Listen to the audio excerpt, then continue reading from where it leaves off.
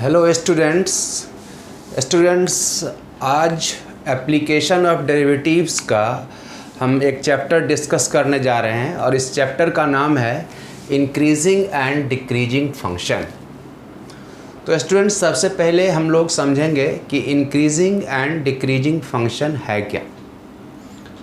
तो इसको समझने के लिए हम एक कर्व के ग्राफ पर हम लोग विचार करते हैं। एक कर्व का ग्राफ जैसे y = sin x, आपने 11th में पढ़ा होगा y = sin x।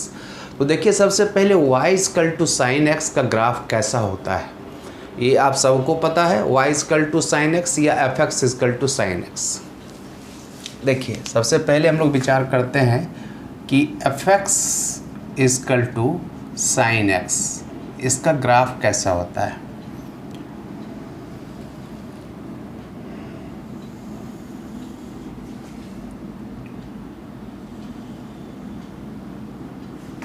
इसको थोड़ा सा और एक्सटेंड कर दें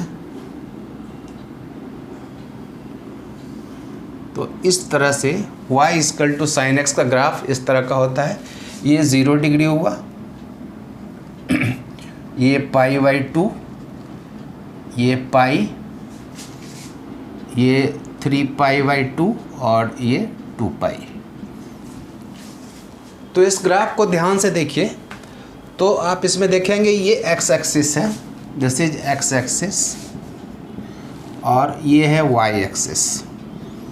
तो इसमें आप देखिए जैसे जैसे x एक्सिस पर x का वैल्यू इंक्रीज़ करता है, जैसे जैसे x एक्सिस पर x का वैल्यू इंक्रीज़ करता है तो वैसे वैसे y एक्सिस पर y का वैल्यू भी इंक्रीज़ करता है ना। तो आप देखिए 0 से लेके π/2 तक ये जो ग्राफ है, ये जो कर्व है, ये देखिए कर्व इंक्रीजिंग है, यहाँ से यहाँ तक ये कर्व इंक्रीजिंग है। और sin π/2 1, यहाँ पर मैक्सिमम वैल्यू होता है sin x का। उसके बाद फिर देखिए यहाँ से π/2 से पाई की तरफ हम जाते हैं तो जैसे जैसे x का वैल्यू इंक्रीज़ कर रहा है वैसे वैसे y का वैल्यू यानी sin x का वैल्यू डिक्रीज़ कर रहा है। तो अगर अब हमसे कोई पूछे उसी तरह फिर आप देखिए यहाँ तक, फिर यहाँ पाई से लेके 3π/2 तक ग्राफ डिक्रीजिंग है और फिर यहाँ से ऊपर इंक्रीजिंग है। तो इस ग्राफ से एक बात तो क्लियर है कि जब भी हम इंक्रीजिंग या डिक्रीजिंग फंक्शन की बात करते हैं तो उसमें हमारा एक वैल्यू ज़रूरी है, एक लिमिट ज़रूरी है, एक पीरियड ज़रूरी है। यानी किस पीरियड के बीच कोई फंक्शन इंक्रीजिंग होता है, किस पीरियड के बीच कोई फंक्शन डिक्रीजिंग होता है। तो आप देखिए यहाँ पर sin x का ग्राफ मैंने इसलिए लिया कि ये ग्राफ सबको पता है ना। तो sin f का ग्राफ 0 से π/2 के बीच में ये इंक्रीजिंग फंक्शन है, यानी sin x 0 to π/2 के बीच में एक इंक्रीजिंग फंक्शन है। उसी तरह sin x π/2 से पाई के बीच में एक डिक्रीजिंग फंक्शन है। ओके स्टूडेंट्स, तो लेकिन अगर हम ये पूछें कि sin x 0 से पाई के बीच में क्या है, इंक्रीजिंग फंक्शन है या डिक्रीजिंग फंक्शन है, तो आप क्लियर कट कुछ भी नहीं कह सकते हैं, क्योंकि 0 से पाई के बीच में एक बार तो ग्राफ इंक्रीजिंग है, 0 से π/2 के बीच में इंक्रीजिंग है और π/2 से पाई के बीच में डिक्रीजिंग है। तो अगर हम इंटरवल को 0 से पाई के बीच में लेते हैं तो 0 से पाई के बीच में ग्राफ को हम बोलते हैं कि it is neither increasing not decreasing. तो जब भी कोई ग्राफ, जब भी किसी भी कर्व का कोई ग्राफ अगर इंक्रीज़ भी कर रहा है और डिक्रीज़ भी कर रहा है किसी खास दिए हुए पीरियड के बीच में, तो हम कहेंगे it is neither increasing not decreasing. Okay students, अब इसको हम दूसरे तरह से भी समझ सकते हैं। इस कंसेप्ट को हम इस तरह से समझ सकते हैं कि देखिए जब ग्राफ इंक्रीजिंग है तो किसी भी पॉइंट पर हम टेंजेंट ड्रॉ करते हैं। किसी भी पॉइंट पर आप टेंजेंट ड्रॉ कीजिए। मान लीजिए जब ये ग्राफ इंक्रीजिंग है तो हम इस पॉइंट पर एक टेंजेंट ड्रॉ करते हैं, ये टेंजेंट ड्रॉ करते हैं। तो ये जब टेंजेंट ड्रॉ करेंगे तो ये टेंजेंट का देखिए ये जो एंगल बना रहा है एक्स एक्सिस के साथ, अगर ये थीटा है तो ये एक्यूट एंगल होगा।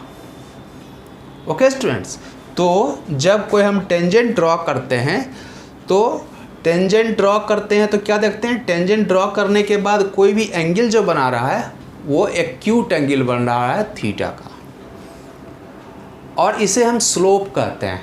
टेंजेंट किसी भी पॉइंट पर जो टेंजेंट ड्रॉ करते हैं तो उसका जब हम स्लोप निकालेंगे, अगर वो स्लोप पॉजिटिव होता है तो ग्राफ क्या है, इंक्रीजिंग है। अगर टेंजेंट का स्लोप पॉजिटिव है तो ग्राफ क्या है, इंक्रीजिंग है। और देखिए इधर हम किसी भी पॉइंट पर जब हम टेंजेंट ड्रॉ करेंगे तो ये जो टेंजेंट एंगल बनाएगा एक्स एक्सिस से, ये ऑब्ट्यूज एंगल बनाएगा, यानी यहाँ पर जो भी टेंजेंट ड्रॉ करेंगे उस टेंजेंट का जो स्लोप होगा वो निगेटिव होगा, tan थीटा निगेटिव होगा।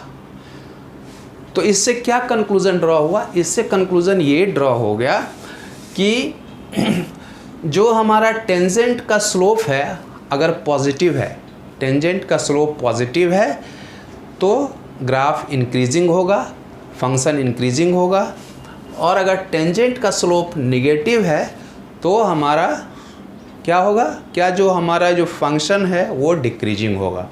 और टेंजेंट का जो स्लोप होता है वही एफ डैश एक्स होता है, यानी dy बाई डी एक्स होता है। तो इससे एक और कंक्लूजन हम लोगों ने ड्रॉ कर दिया कि अगर F dash x greater than 0 होता है, F dash x is greater then 0 तो इंक्रीजिंग होगा, और एफ डैश एक्स अगर लेस देन 0 होता है तो डिक्रीजिंग होगा, और एफ डैश एक्स अगर 0 हो जाता है तो नीदर इंक्रीजिंग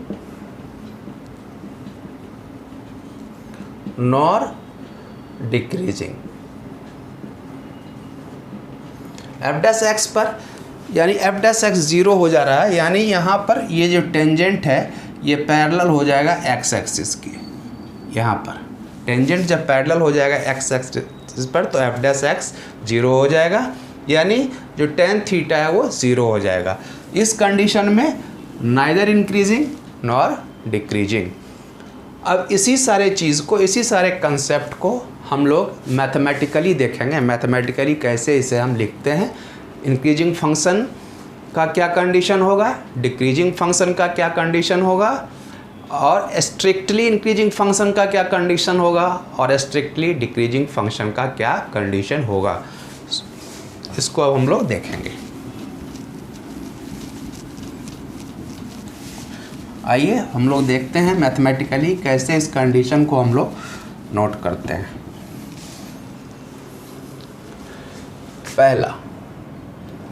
पहला जो है वो हम इंक्रीजिंग फंक्शन को लेके चलते हैं। इंक्रीजिंग फंक्शन, इंक्रीजिंग फंक्शन का कंडीशन क्या होगा, if a function F x is defined on open interval AB. If a function fx is defined on open interval AB, and if x1 is less than x2, this implies fx1 is less than equal to fx2. fx1 is less than equal to fx2, then the function is increasing. Then the function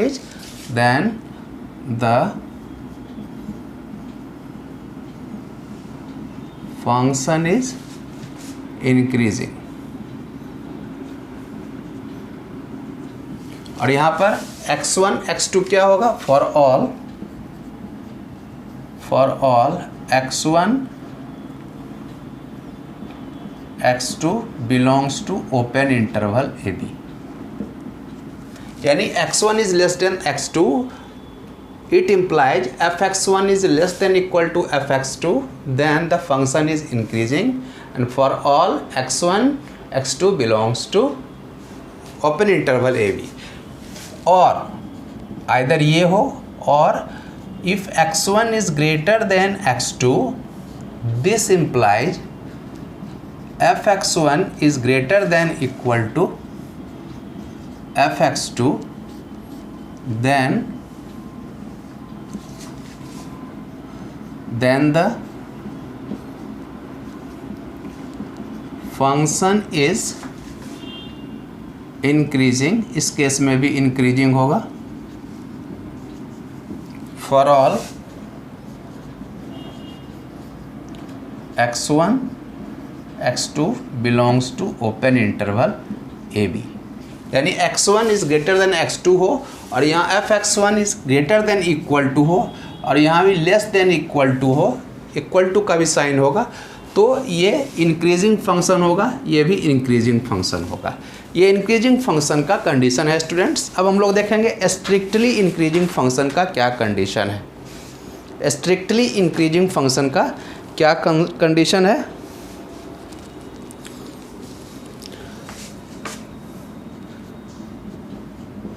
strictly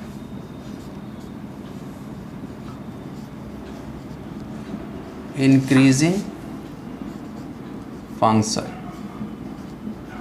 strictly increasing function का क्या condition है, ये हम लोग देखेंगे। A function is said to be a function is defined on open interval AB and if, अब हम लोग कर रहे हैं स्ट्रिक्टली इंक्रीजिंग फंक्शन का, if x1 is less than x2, this implies fx1 is less than fx2। देखिए सिर्फ less than है, इक्वल टू का साइन नहीं है। Then for all x1 x2 belongs to open interval AB, तो इस condition में भी फंक्शन स्ट्रिक्टली इंक्रीजिंग होगा। दूसरा, और आइदर ये हो और x1 is greater than x2, this implies fx1 is greater than fx2 for all x1 x2 belongs to open interval AB। ये है स्ट्रिक्टली इंक्रीजिंग फंक्शन का कंडीशन। तो दोनों में क्या अंतर है, दोनों को ध्यान से देखिए। इंक्रीजिंग फंक्शन में क्या होता है, यहाँ लेस देन अगर x2 है, x1 is less than x2 है, तो यहाँ fx1 is less than equal to fx2 है, और x1 is greater than x2 है, तो fx1 is greater than equal to fx2 है। और स्ट्रिक्टली इंक्रीजिंग में क्या है, if x1 is less than x2 है, तो fx1 is less then fx2 है, इक्वल टू का साइन नहीं है, और x1 is greater than x2 है, तो fx1 is greater then fx2 है। तो स्टूडेंट, ये हो गया इंक्रीजिंग फंक्शन और स्ट्रिक्टली इंक्रीजिंग फंक्शन का कंडीशन। आप इसे नोट कर लें, फिर हम आपको बताएंगे डिक्रीजिंग फंक्शन और स्ट्रिक्टली डिक्रीजिंग फंक्शन का condition.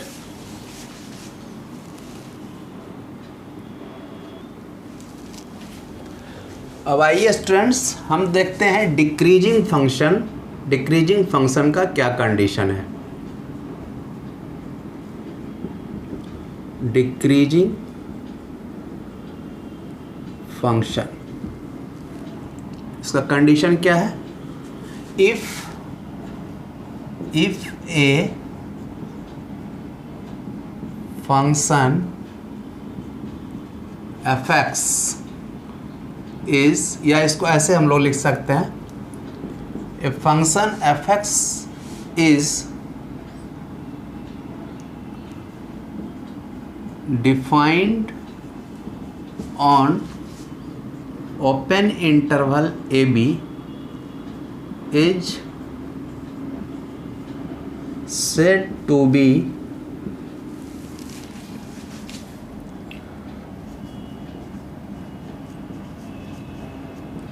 decreasing function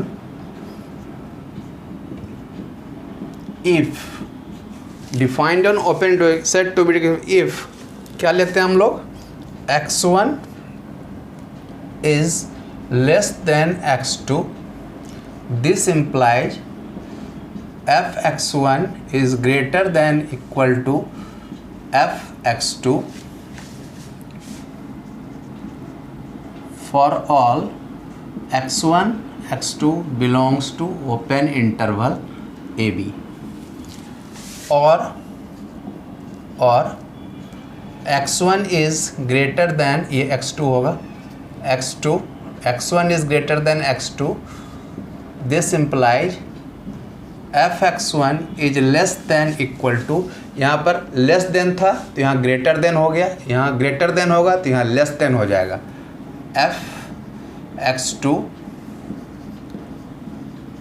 for all x1 x2 belongs to open interval A B. ये हो गया डिक्रीजिंग फंक्शन का कंडीशन। और a function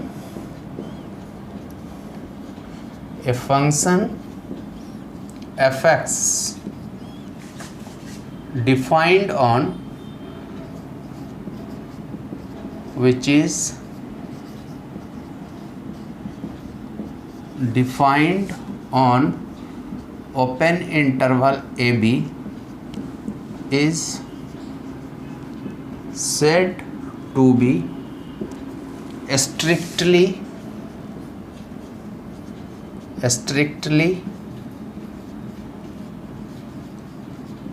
decreasing if x1 is less than x2, this implies fx1 is greater than fx2 for all x1 x2 belongs to open interval AB, or x1 is greater than x2, this implies fx1 is less than fx2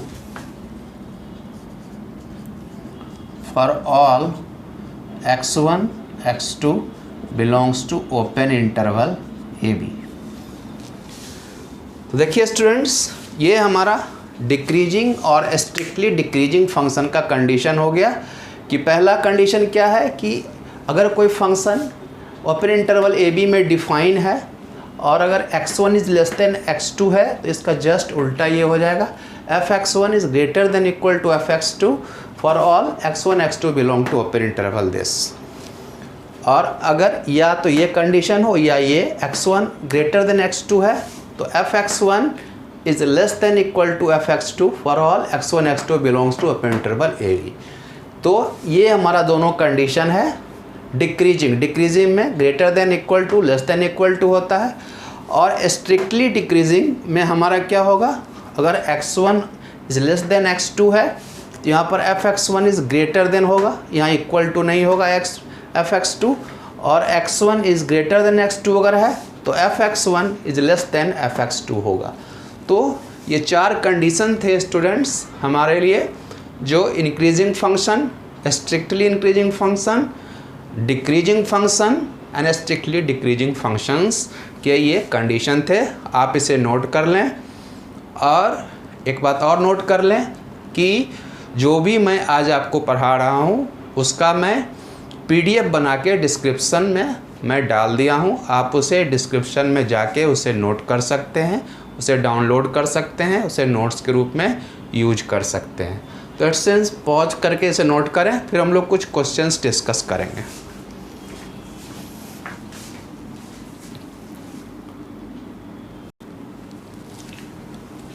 आइए students, अब हम कुछ questions को discuss करते हैं।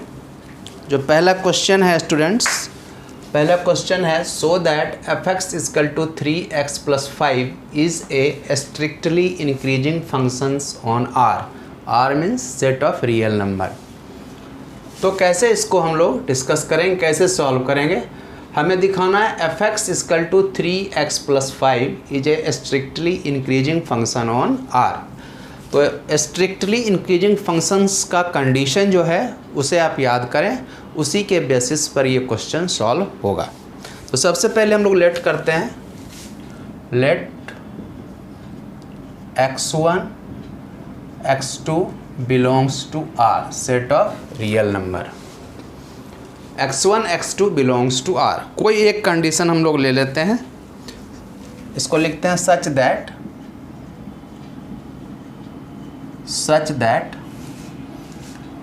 x1 is less than x2, such that x1 is less than x2, x1 x2 belongs to R such that x1 is less than x2। ये हमारा exemption है। अब इस दोनों तरफ हम 3 से मल्टीप्लाई कर देते हैं। इससे क्या आएगा हमारे पास? इससे आएगा 3x1 is less then 3x2। Obviously दोनों तरफ हमने 3 से मल्टीप्लाई किया तो सेम रहेगा कंडीशन। अब हमें क्या चाहिए? हमें चाहिए 3x + 5। तो हम इसके बाद दोनों तरफ 5 ऐड कर देते हैं। ये हो जाएगा 3x + 5 is less then 3x2 + 5। Obviously दोनों तरफ अगर हम 5 ऐड करेंगे, सेम चीज़ ऐड कर रहे हैं, कोई फ़र्क नहीं पड़ेगा, साइन में भी कोई फ़र्क नहीं पड़ेगा।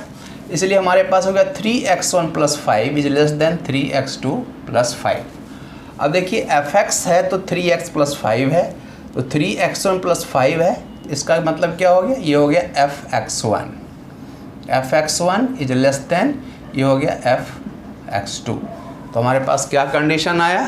हमारे पास कंडीशन आया if x1 is less than x2, obviously x1 x2 belongs to set of real number. This implies f(x1) is less than f(x2) for all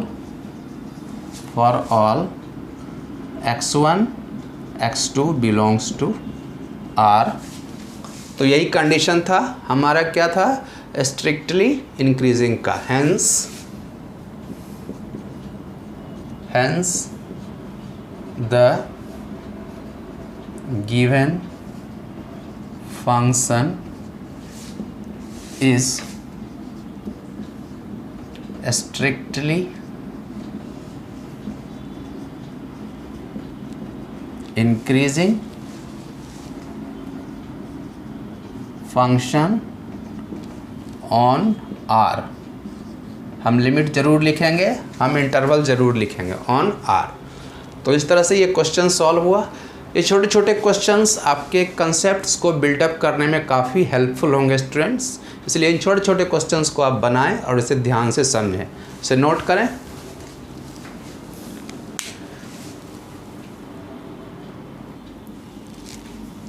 आइए स्टूडेंट्स, हम क्वेश्चन नंबर 2 देखते हैं। क्वेश्चन नंबर 2 क्या कह रहा है? So that the function f(x) equal to e⁻x is strictly increasing on R। तो आइए इसको हम लोग सॉल्व करते हैं। f(x) क्या गिवन है? f(x) is equal to e⁻x। तो फिर हम लोग कंसीडर करते हैं x1, let x1 and x2 belongs to R such that, कैसे हम लोग लेते हैं? Such that x1 is greater than x2। हम लोगों ने इस बार क्या लिया? x1 is greater than x2, या तो लेस देन लेंगे या ग्रेटर देंगे, कोई एक लेंगे। तो अब देखिए हमारे पास क्या कंडीशन है। हमारे पास फंक्शन है f(x) इक्वल टू e⁻x। तो जब x1 ग्रेटर देन x2 होगा तो हमारा e⁻x1 इज़ ग्रेटर देन भी e⁻x2 होगा। क्यों होगा? क्योंकि देखिए e जो है, e का वैल्यू ग्रेटर देन 1। जब e का वैल्यू ग्रेटर देन 1 होगा and and if x1 is greater than x2, तो e का वैल्यू ग्रेटर देन 1 है और इसका पावर जो है अगर x1 है, अगर x2 से बड़ा है, तो जब इसका बड़ा पावर देंगे तो ये छोटे वाले पावर से बड़ा हो ही जाएगा। This implies ex1 is greater than ex2। तो हमारे पास क्या आ गया, e to the power x1 is greater than e to the power x2, और e to the power x1 जो हमारा होगा वो क्या हो जाएगा, f(x1). तो f(x1) is greater then f(x2) for all x1 is greater than x2। तो हमारे पास क्या आया, हमारे पास आया x1 is greater than x2। This implies f(x1) is greater then f(x2). hence the function is strictly increasing. आपको शुरू में ही बता चुके हैं स्ट्रिक्टली इंक्रीजिंग का यही कंडीशन है। तो स्टूडेंट्स इसे पॉज करके आप नोट डाउन कर लें और फिर एक और क्वेश्चन हम लोग सॉल्व करते हैं।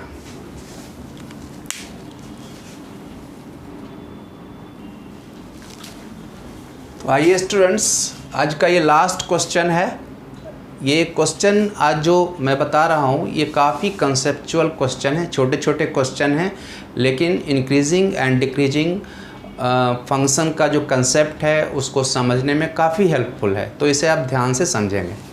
देखिए स्टूडेंट्स, ये है so that the function f(x) equal to e to the power minus x is a strictly decreasing function on r। तो कैसे सॉल्व करेंगे, let x1 and x2 belongs to r। हम लोगों ने ले लिया x1 x2 belongs to r such that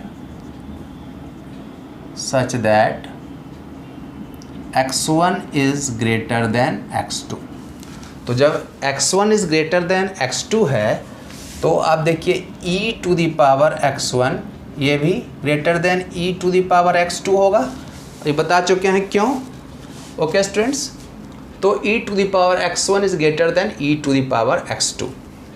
अब अगर ये है तो अगर इसको हम लोग 1/e to the power x1 कर दें और इसे कर दें 1/e to the power x2, तो आप ध्यान दीजिए, जब e to the power x1 जो है ये हमारा greater than e to the power x2 है, तो ये जब डिनोमिनेटर में आ जाएगा 1/डिनोमिनेटर, तो डिनोमिनेटर जब बड़ा है, दोनों का न्यूमरेटर सेम है, तो जब ये बड़ा है तो इसका मतलब 1/e to the power x1 is less than 1/e to the power x2 होगा।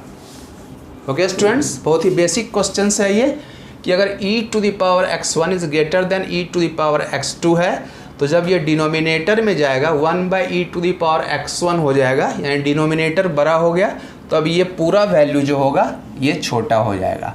तो this is less then this, और इसी को हम लोग क्या लिख सकते हैं, जब इसको ले जाएंगे ऊपर तो ये हो जाएगा e to the power minus x1 is less than e to the power minus x2। अब देखिए आपका फंक्शन किस तरह से डिफाइन था, f(x) equal to e to the power minus x।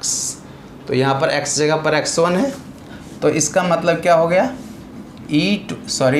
इसको फंक्शन के रूप में लिखेंगे तो f(x1) is less than f(x2). तो हमारे पास क्या आया, हमने क्या लेट किया था कि x1 is greater than x2। तो जब x1 is greater than x2 तो हमारा f(x1) is less than f(x2) आ गया। For all x1 x2 belongs to real number. तो ये किसका कंडीशन है स्टूडेंट्स, हमारे पास क्या आ गया, हमारे पास आ गया x1 is greater than x2। This implies f(x1) is less than f(x2) for for all x1 x2 belongs to real number. और ये क्या था, स्ट्रिक्टली डिक्रीजिंग का कंडीशन था, आप याद कीजिए। Hence the given function is strictly decreasing on R. हमेशा इंटरवल लिखते हैं। ओके स्टूडेंट्स, तो ये 3 क्वेश्चन हमने डिस्कस किया। आप वीडियो को पॉज करके इसे नोट कर लें। और स्टूडेंट्स, जो अगला लेक्चर हम इसके बाद डिस्कस करेंगे उसमें इंक्रीजिंग एंड डिक्रीजिंग फंक्शन का ही कुछ डिटेल एनालिसिस करेंगे। इसी का कुछ एडवांस रूप हम लोग डिस्कस करेंगे। कुछ वैसे क्वेश्चंस डिस्कस करेंगे जो सीबीएसई में पूछे जाते हैं और जो स्टेट बोर्ड्स के लिए भी इम्पॉर्टेंट हैं।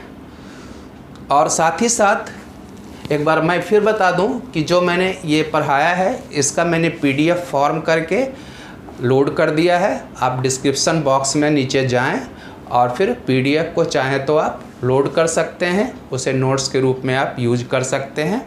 ओके स्टूडेंट्स, तो आज के लेक्चर में बस इतना ही। फिर हम लोग अगले लेक्चर में मिलेंगे फिर नए टॉपिक के साथ। तब तक के लिए good bye and good luck.